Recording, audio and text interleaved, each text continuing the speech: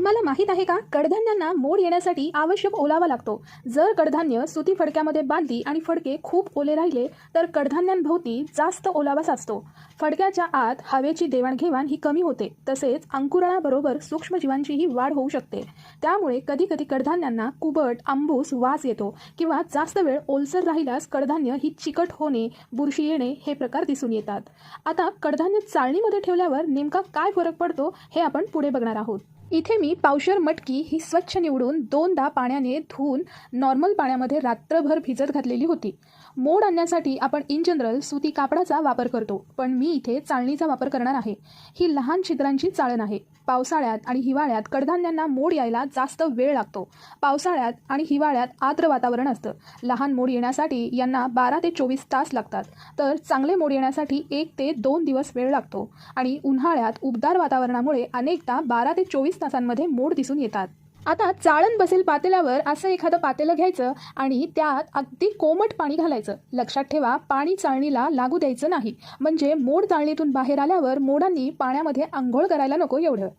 म्हणजे 1 लहान वाटीच पाणी घालायचं. आता रात्रभर भिजवलेली मटकी ही 2 ते 3 पाण्याने स्वच्छ धुवून चाळणीमधून निथळून घेतलेली आहे. ही चाळण आता पातेल्यावर ठेवून द्यायची. चाळणीखाली कोमट पाण्याचे पातेले ठेवल्यानंतर नेमकं काय होतं तर पाण्याचे बाष्पीभवन होते. कडधान्यांना सतत ऑक्सिजन मिळतो. यामुळे कडधान्यांना ओलावा प्लस उबदार वातावरण प्लस खेळती हवा मिळते. त्यामुळे कडधान्यांना लवकर मोड येतात. कडधान्य पाणी शोषून फुगते आणि त्यातील एन्झाईम सक्रिय होतात. शिवाय जर कडधान्यांमध्ये अतिरिक्त पाणी असेल तर तेही नितळून खाली पाण्यामध्ये पडते. आता या चाळणीवर एक स्वच्छ सुती कापड थोडं पाण्याने ओलं करायचं आणि हे कापड घट्ट पिळून घेऊन मगच कडधान्य हे सुती कापडाने झाकून ठेवायचं. अगदी नीट झाकून ठेवायचं आणि चाळणीवर घट्ट किंवा नीट बसेल असं झाकण ठेवून द्यायचं. दिवस दुसरा आहे. ही मटकी ठेवून मला बरोबर 12 तास झालेले आहेत. आता याचं झाकण काढलं तर बघू शकता, झाकणावर पाण्याचे थेंब जमा झालेले आहेत. सुती कापड काढून घेतल्यावर चाळण उचलल्यावर बघू शकता चाळणीतून मोड हे खाली आलेले आहेत आणि पातेल्याच्या बाजूलाही पाण्याचे थेंब जमा झालेले आहेत. यालाच आपण बाष्पीभवन असं म्हणतो.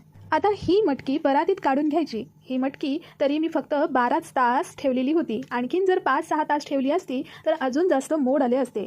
ही मटकी कुठेही खराब किंवा चिकट झालेली नाही. व्हिडिओमध्ये बघू शकता. आता ही मटकी तुम्ही स्टीलच्या डब्यामध्ये आधी एक टिश्यू पेपर ठेवून मग त्यावर मटकी घालून डब्याचे झाकण लावून फ्रीजमध्ये ठेवू शकता. टिश्यू पेपरमुळे जास्तीचे पाणी हे शोषले जाते आणि कडधान्य ही फ्रीजमध्ये 4 ते 5 दिवस चांगली राहतात, तर रूम टेम्परेचरवर 1 दिवस चांगले राहते.